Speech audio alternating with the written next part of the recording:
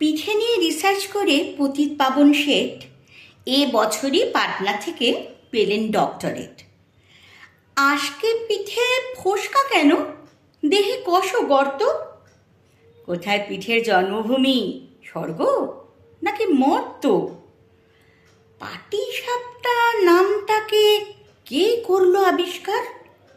ক ভাঁজ দিলে ডাইনে বায়ে উঠবে পরিষ্কার? পুলি পিঠের দুই ধারেতে দুটোই কেন লেজ? কোন সে পিঠে দারুণ মিঠে, খেলেই বাড়ে তেজ। কোন পিঠেটা খেলেই ভীষণ বাড়বে মনের জোর? কোন সে পিঠে চিবিয়ে খেতে রাত হয়ে যায় ভোর? কোন সালেতে সরু চাকলির প্রথম প্রচলন? কোন দেশেতে মুগ শাওলির আদর সারাক্ষণ? কোন সে জেলার গোকুল গ্রামের কোন বাড়িতে কবে গোকুল পিঠে সর্বপ্রথম জন্ম নিল ভবে?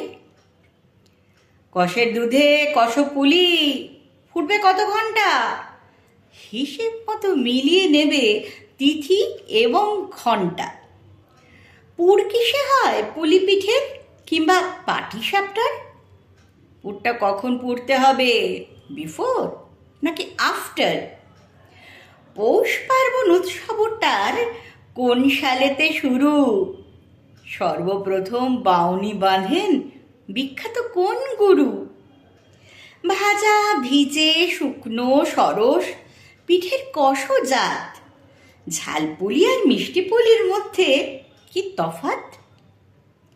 হাজার পিঠের হাজার নিয়ম, হাজার রকম স্বাদ, একটু এদিক ওদিক হলেই সব কিছু বরবাদ।